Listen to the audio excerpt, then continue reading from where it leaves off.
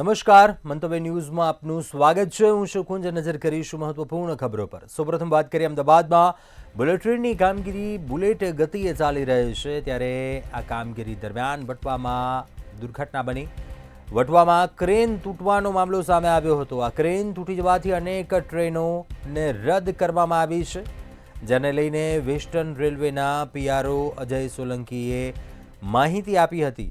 જણાવ્યું હતું કે 15 ટ્રેનો આંશિક કેન્સલ, 25 ટ્રેનો ફૂલ કેન્સલ કરી દેવામાં આવી છે, તેમજ 5 ટ્રેનને રીશેડ્યુલ તેમજ 7 ટ્રેનોને ડાયવર્ટ કરવામાં આવી છે। રેલવે દ્વારા યાત્રિકોને સમયસર માહિતી પહોંચાડવાની કામગીરી કરવામાં આવી છે।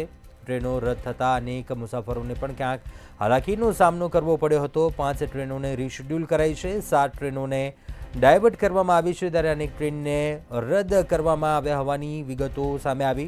જ્યારે બીજી તરફ ટ્રેક રિપેરિંગની કામગીરી યુદ્ધ ધોરણે ચાલી રહી છે તેવી વિગતો જણાવવામાં આવી હતી પીઆરઓ તરફથી। અમદાવાદમાં બુલેટ ટ્રેનની કામગીરી વચ્ચે વટવામાં દુર્ઘટના બનતા આ મામલો સામે આવ્યો। ક્રેન તૂટી જતાં અનેક ટ્રેનોને રદ કરવામાં આવી, અનેક ટ્રેનોને ડાયવર્ટ કરવામાં આવી હતી, જેને લઈને અનેક મુસાફરો છે તેમને હાલાકીનો સામનો કરવો પડ્યો હતો।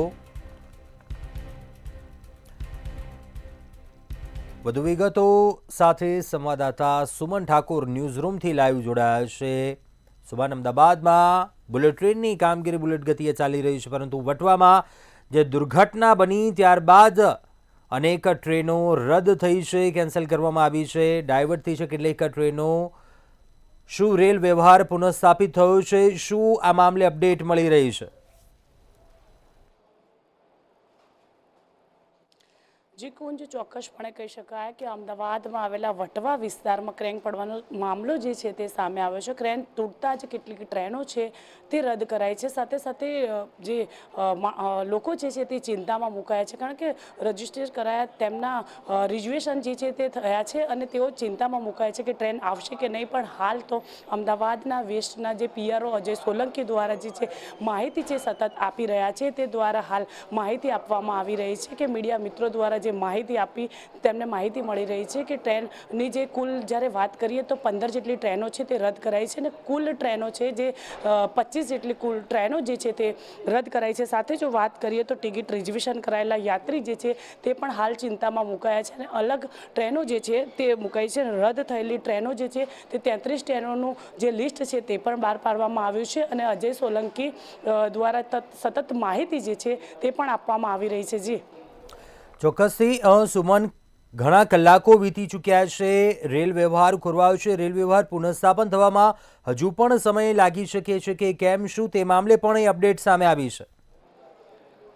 જી કોઈ ચોક્કસપણે કહી શકાય કે ક્રેંગ તૂટવાનો જે મામલો સામે આવ્યો છે, સતત 17 કલાક થઈ ચૂક્યા છે અને હજુ પણ સતત દિવસો જે 2-3 દિવસ છે તે નીકળી જાય છે, કારણ કે ક્રેંગ તૂટવાનો મામલો જે છે તે સામે આવ્યો છે અને સતત જે વાત કરીએ તો 25 જેટલી ટ્રેનો છે તે પણ કુલ કેન્સલ કરાવવામાં આવી છે અને 7 જેટલી ટ્રેન છે તે પણ ડિવાઈડ કરવામાં આવી છે અને અત્યાર સુધીની જ્યારે વાત કરીએ તો અત્યારે 2-3 દિવસ છે તે પણ લાગી શકે છે અને અજય સોલંકી દ્વારા પીઆરઓ સતત માહિતી છે તે આપવામાં આવી રહી છે અને 33થી પણ વધુ ટ્રેનોનું લિસ્ટ છે તે પણ બહાર પાડવામાં આવ્યું છે અને યાત્રીઓ પણ હાલ ચિંતામાં ન મુકાય તે માટે સતત માહિતી છે તે પણ ટ્રેન દ્વારા આપવામાં આવી રહી છે। જી ચોક્કસથી સુમન, આભાર જાણકારી આપવા બદલ। વધુ વિગતો મેળવતા રહીશું। તો વટવામાં ક્રેન તૂટવાની જે ઘટના બની હતી, જેને લઈ અનેક ટ્રેનો પ્રભાવિત થઈ છે, ટ્રેનો રદ કરવામાં આવી, 5 ટ્રેન આંશિક કેન્સલ થઈ છે, 25 ટ્રેનોને કેન્સલ રદ કરવામાં આવી હતી।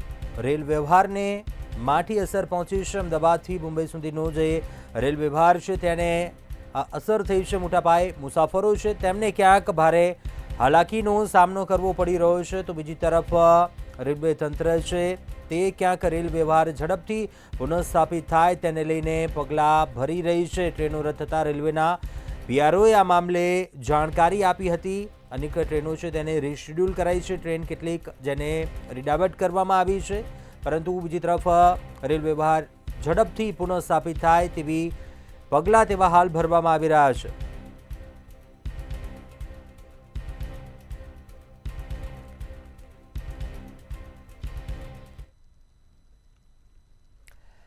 આગળ વાત કરીશું સુરતના પલસાણાના એના ખાતે ખેડૂતો દ્વારા વિરોધ પ્રદર્શન કરવામાં આવ્યું.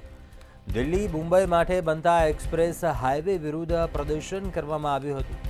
હાઈવે દ્વારા ખેતરના રસ્તાઓ બંધ કરાતા ખેડૂતોમાં ભારે આક્રોશ જોવા મળ્યો હતો. ત્યારે હાઈવેના કામને લઈને એક્સેસ રસ્તાઓ બંધ કરવામાં આવ્યા હતા. ખેતરમાં જવાના એક્સેસ રસ્તાઓ બંધ કરી દેવામાં આવતા ખેડૂતોએ નારાજગી વ્યક્ત કરી હતી. ખેડૂતોએ વિરોધ પ્રદર્શન કર્યું. વિરોધ કરીને જે રસ્તાઓ છે તે ખોલાવડાવ્યા હતા. સાથે એક્સેસ રસ્તાઓ જો નહીં ખોલાય તો આંદોલનની પણ ચીમકી ઉચ્ચારી હતી. આંદોલન સાથે જ એક્સપ્રેસ હાઈવેનું કામ પણ બંધ કરવાની ચીમકી આપી હતી. ખેડૂતો દ્વારા નારાજગી વ્યક્ત કરવામાં આવી છે. સુરતના પલસાણાના એનામાં ખેડૂતો દ્વારા વિરોધ પ્રદર્શન કરવામાં આવ્યું હતું. દિલ્હી મુંબઈ માટે બનતા એક્સપ્રેસ હાઈવે વિરુદ્ધ નારાજગી વ્યક્ત કરી હતી. કેમ કે હાઈવે દ્વારા ખેતરના રસ્તાઓ બંધ કરાતા ખેડૂતો જેમણે વિરોધ પ્રદર્શન કર્યું હતું, જે રસ્તાનો એક્સેસ બંધ થયો હતો, એ રસ્તા ખોલાવડાવ્યા હતા. સાથે એક્સેસ રસ્તાઓ જો ન ખોલાય તો ઉગ્ર આંદોલન કરશે તેવી પણ ચીમકી ઉચ્ચારી હતી ખેડૂતોએ. આ મામલે નારાજગી વ્યક્ત કરી હતી. ખેડૂતોએ વિરોધ પ્રદર્શન કરીને અન્ય રસ્તાઓ છે તે ખોલાવડાવ્યા હતા. હાઈવે દ્વારા ખેતરના રસ્તાઓ બંધ કરી દેવામાં આવતા ખેડૂતોમાં રોષ ભભૂકી ઉઠ્યો હતો. જ્યારે બીજી તરફ ઉગ્ર આંદોલન કરવાની પણ ખેડૂતોએ ચીમકી ઉચ્ચારી છે. એક્સેસ રસ્તાઓ જો નહીં ખોલાય તો આંદોલન ઉગ્ર થશે તેવું ખેડૂતોએ જણાવ્યું હતું. સુરતના પલસાણાના જ્યાં ખેડૂતો દ્વારા આ વિરોધ પ્રદર્શન કરવામાં આવ્યું અને નારાજગી વ્યક્ત કરી હતી. દિલ્હી મુંબઈ માટે બનતા એક્સપ્રેસ હાઈવે વિરુદ્ધ પ્રદર્શન કર્યું હતું ખેડૂતોએ.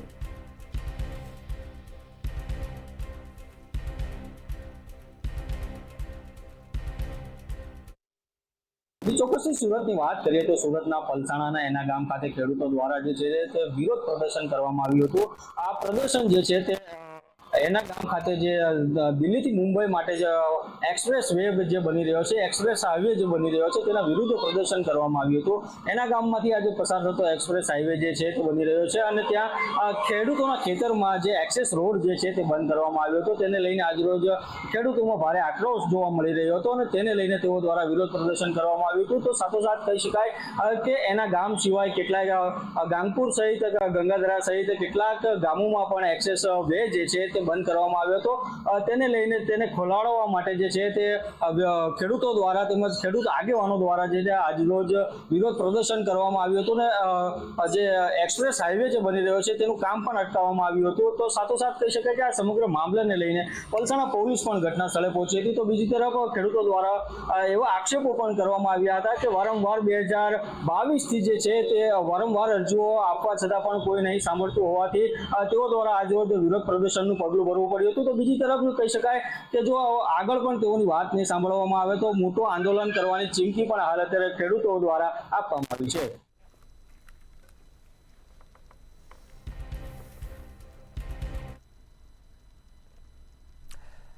આગળ વાત કરીએ ગોંડલમાં રાજકુમાર જાટના મોત કેસમાં તપાસની વચ્ચે એક બાદ એક નવી બાબતો સામે આવી રહી છે. બીજા અન્ય એવા ખુલાસા થઈ રહ્યા છે. આ તરફ હવે આ કેસમાં પોલીસની કામગીરી ઉપર સવાલો ઊભા થઈ રહ્યા છે. મહત્વનું છે કે પીએમ રિપોર્ટ વાયરલ થયા બાદ પોલીસે કાર્યવાહી કરી. અજાણ્યા શખ્સ સામે ગોંડલમાં ગુનો નોંધવામાં આવ્યો છે. પ્રાથમિક વિગતો પ્રમાણે અજાણ્યા શખ્સે લાફો માર્યા હોવાનો ગુનો નોંધવામાં આવ્યો. રાજકુમાર જાટના કેસમાં એક બાદ એક ચોંકાવનારા ખુલાસા થઈ રહ્યા છે. પીએમ રિપોર્ટ વાયરલ થયા બાદ અનેક સવાલો ઊભા થયા છે. ન્યુરોસર્જન ડૉક્ટર હેમાંગ વસાવડાનું પણ નિવેદન સામે આવ્યું છે. આ મામલે જણાવ્યું કે 3 દાયકાની મેડિકલ કારકિર્દીમાં આવો રિપોર્ટ જોયો નથી. ફોરેન્સિક રિપોર્ટમાં પણ અનેક જે મુદ્દાઓ છે તે શંકા ઉપજાવે તેવા છે. પીએમ રિપોર્ટ વાયરલ થયા બાદ પોલીસે પણ બીજી તરફ કાર્યવાહી કરી. હેમાંગ વસાવડાએ જણાવ્યું કે વાહન દ્વારા એક જ ટક્કરથી 42 ઈજાઓ શક્ય નથી.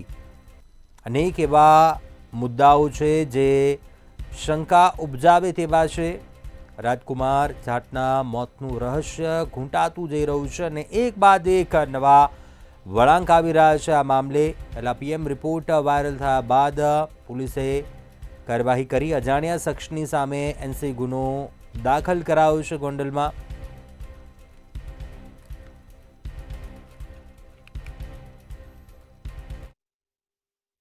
રાજકુમાર જાટના મોતના મામલે પોલીસ જ શંકાના દાયરામાં છે. પોલીસ દ્વારા એટલે કે ગોંડલ પોલીસ દ્વારા એનસી ગુનો છે તે દાખલ કરવામાં આવ્યો છે. ખાસ તો રાજકુમાર જાટના પિતાએ જે પ્રકારનો આક્ષેપ ગોંડલના પૂર્વ ધારાસભ્યના પુત્ર ઉપર કર્યો છે તેને જ લઈને આ જે ગુનો છે એનસી ગુનો છે તે નોંધાયો છે. ખાસ ગઈકાલે પીએમ રિપોર્ટ સોશિયલ મીડિયામાં વાયરલ થયો હતો અને ત્યારબાદ પોલીસની કાર્યવાહી ઉપર શંકા સેવાઈ રહી છે. આ અકસ્માત હતો કે પછી હત્યા હતી આને જ લઈને અત્યારે ચર્ચા ચાલી રહી છે. ત્યારે આ મામલે પોલીસ દ્વારા જે છે તે ગુનો છે તે દાખલ કરવામાં આવ્યો, એ પણ એનસી ગુનો છે તે દાખલ કરવામાં આવ્યો.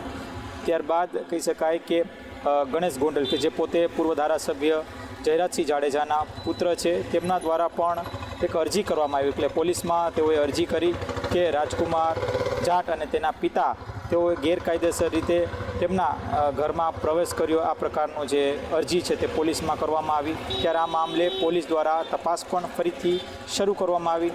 ત્યારે કહી શકાય કે જે રાજકુમાર જાટનો મોતનો મામલો કહી શકાય કે હાલ અત્યારે લોકસભામાં પણ ચર્ચાઈ ચૂક્યો છે. ત્યારે આ મામલે સીબીઆઈ તપાસ થવી જોઈએ આ પ્રકારની માંગ છે તે પરિવારજનો સ્પષ્ટપણે કરી રહ્યા છે. જે રાજકુમાર જાટના જે જાટ સમુદાય છે તે પણ સીબીઆઈ જે તપાસની માંગ કરી રહ્યું છે. ત્યારે આ મામલે હવે ફરી એક વખત પોલીસે જે અરજીના આધારે તપાસ શરૂ કરી છે.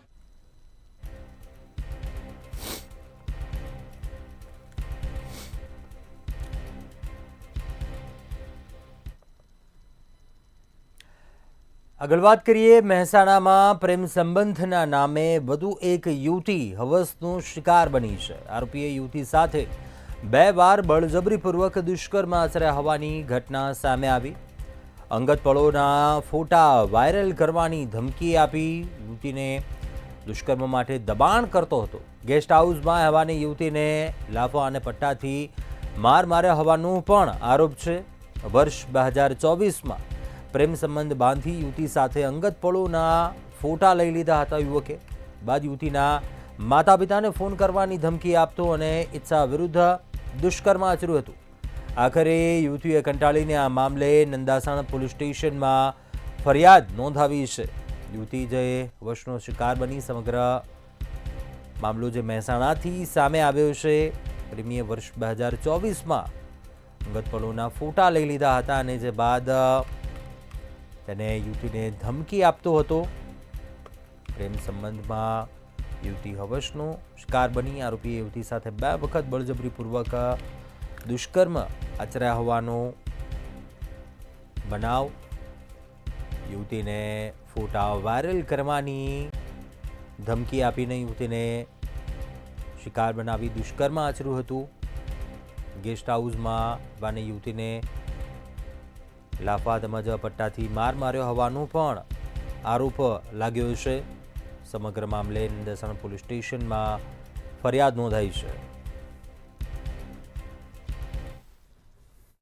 મહેસાણા જિલ્લાના કડીના નંદાસણમાં પ્રેમિકા ઉપર મરજી વિરુદ્ધ દુષ્કર્મ આચર્યું અને ગેસ્ટ હાઉસમાં લઈ જઈ બચકા પણ ભરી લીધા હતા બળજબરીપૂર્વક અને અંગત ફોટા વાયરલ કરવાની ધમકી પણ આપવામાં આવી. તેને લઈને હાલ કડી તાલુકાના નંદાસણ પોલીસ સ્ટેશન વિસ્તારમાં એક ચોંકાવનારી ઘટના જે હતી તે સામે આવી છે. અને આનંદપુરા ગામના પ્રતિક નરેશભાઈ સેનમાએ 22 વર્ષીય યુવતી સાથે પ્રેમનો સંબંધ બાંધ્યો હતો અને આરોપીએ યુવતીને વિવિધ લાલચો આપી ફોસલાવી હતી અને 2024માં પ્રતિકે યુવતીને નંદાસણ નજીકના એક ગેસ્ટ હાઉસમાં લઈ જઈ તેની મરજી વિરુદ્ધનું દુષ્કર્મ આચર્યું હતું અને આ દરમિયાન તેણે યુવતીના અંગત ફોટા પાડી લીધા હતા અને આ ફોટા વાયરલ કરવાની વારંવાર ધમકી આપવાના બદલે યુવતીએ બ્લેકમેલિંગ કરતો હતો અને 20 માર્ચ 2025ના રોજ પ્રતિકે ફરી એકવાર યુવતીને ગેસ્ટ હાઉસમાં લઈ જઈ દુષ્કર્મ આચર્યું હતું અને આ વખતે તેણે યુવતીના પટ્ટા વડે હુમલો કર્યો હતો અને જે શરીર અને વિવિધ ભાગો પર બચકા ભર્યા હતા અને આરોપીએ યુવતી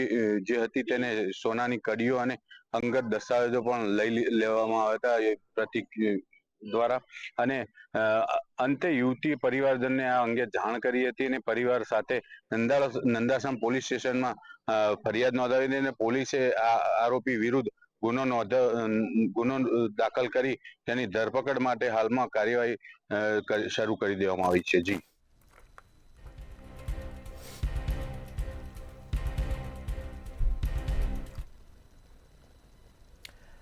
આગળ વાત કરીએ આરોગ્ય કર્મીઓની હડતાલની.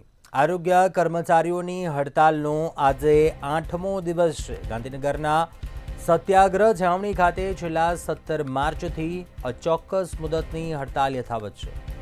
કોરોના વોરિયર્સ તરીકે સન્માન કરાતા કર્મીઓ હડતાલ પર ઉતર્યા છે. પંચાયત વર્ગના કર્મીઓની 7 કેડર આંદોલન કરવા મજબૂર બન્યા છે. તમામ આરોગ્ય કર્મીઓને ટેકનિકલ કેડરમાં સમાવેશ કરવાની માંગણી કરી રહ્યા છે. છેલ્લા 17 માર્ચથી અચોક્કસ મુદતની હડતાલ યથાવત છે. સત્યાગ્રહ છાવણી ખાતે વ્યાયામ શિક્ષકો દ્વારા આંદોલન કરવામાં આવી રહ્યું છે. આરોગ્ય કર્મીઓની હડતાલનો આજે 8મો દિવસ છે. કાયમી ભરતીની માંગ સાથે વયમર્યાદા વધારવામાં આવે અનેક મુદ્દાઓને લઈને તેમણે રજૂઆત કરી રહ્યા છે. આ હડતાલ યથાવત છે. હડતાલનો આજે 8મો દિવસ છે.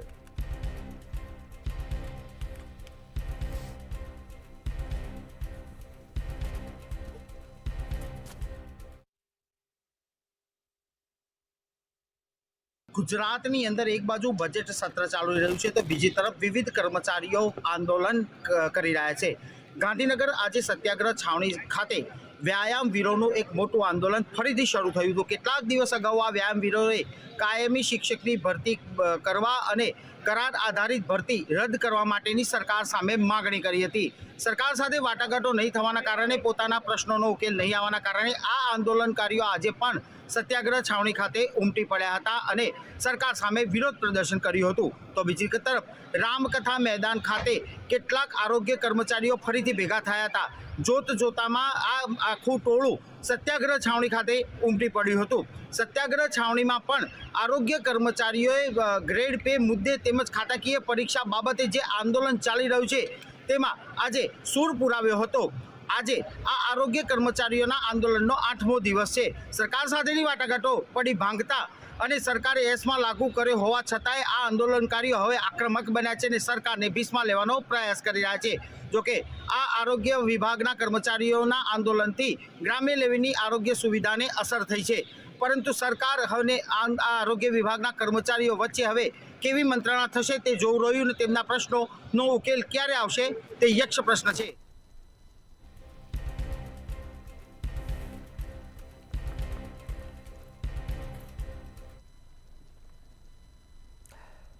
ભાવનગર જિલ્લાના મહુવાની એપીએમસી માર્કેટયાર્ડમાં ડુંગળીના ભાવમાં નોંધપાત્ર ઘટાડો થતાં ખેડૂતોમાં ભારે રોષ જોવા મળ્યો છે. આજે મહુવા માર્કેટયાર્ડમાં સફેદ ડુંગળીની 2.5 લાખ કિલો અને લાલ ડુંગળીની 40,000 કિલોથી વધારે આવક નોંધાઈ હતી. બજાર ખુલતાની સાથે જ ડુંગળીના ભાવ તળિયે પહોંચી ગયા હતા, જેનાથી નારાજ થયેલા ખેડૂતોએ હરાજીનું કામ અટકાવી દીધું હતું અને વિરોધ પ્રદર્શન કર્યું હતું. ભાવનગરમાં એપીએમસીમાં ડુંગળીના ભાવમાં ઘટાડો થયો છે, જેને લઈને ખેડૂતોએ નારાજગી વ્યક્ત કરી છે. સફેદ લાલ ડુંગળીની મબલક આવક થવાથી ડુંગળીના ભાવ છે તે તળિયે પહોંચી ગયા છે, જ્યારે ખેડૂતોએ હરાજી અટકાવી હતી અને વિરોધ નોંધાવ્યો હતો. મહુવાની માર્કેટયાર્ડમાં ડુંગળીના ભાવમાં નોંધપાત્ર ઘટાડો થતાં ખેડૂતોમાં ભારે રોષ જોવા મળ્યો હતો.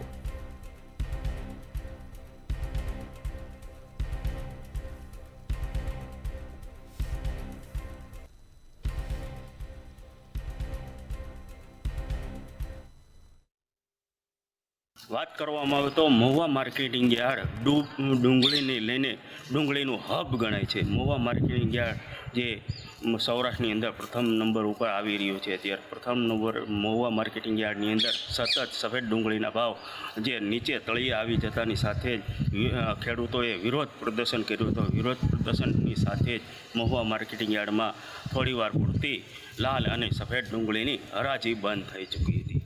હરાજી બંધ થવાનું કારણ એક જ છે કે સફેદ ડુંગળીના ભાવ 150થી 200 રૂપિયા જેટલું ભાવ મળી રહ્યો છે. તે ખેડૂતોને પોષણક્ષમ ભાવ ન કહેવાય.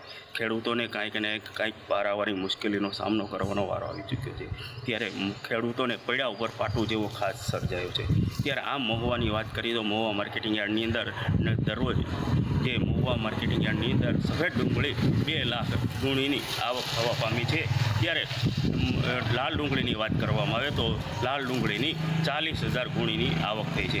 આમ મહુવા માર્કેટિંગ યાર્ડની અંદર જે સફેદ અને લાલ ડુંગળીનો સારો પોષણક્ષમ ભાવ ન મળતા ખેડૂત દ્વારા વિરોધ પ્રદર્શન કરીને હરાજી મોકૂફ રાખવામાં હતી. હરાજી ફરીવાર શરૂ કરવા માટે મહુવાના માર્કેટિંગ યાર્ડના સત્તાધીશો મહુવા માર્કેટિંગ યાર્ડના સેક્રેટરી વિશાલભાઈ પાચાણી ખેડૂતોને સમજાવી બુજાવીને મહુવા માર્કેટિંગ યાર્ડમાં હરાજી ફરી શરૂ કરવામાં આવી હતી.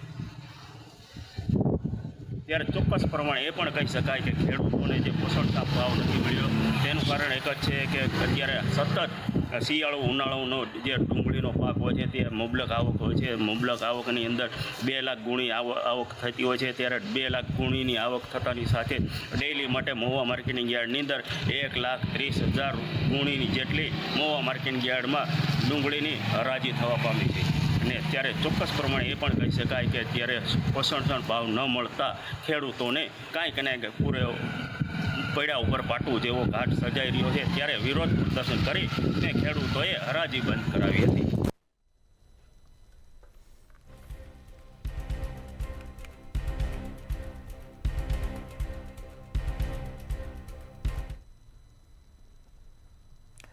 અત્યારે હાલ બુલેટિનમાં બસ આટલું. વધુ સમાચાર માટે આપ જોતા રહો મંતવ્ય ન્યૂઝ. નમસ્કાર.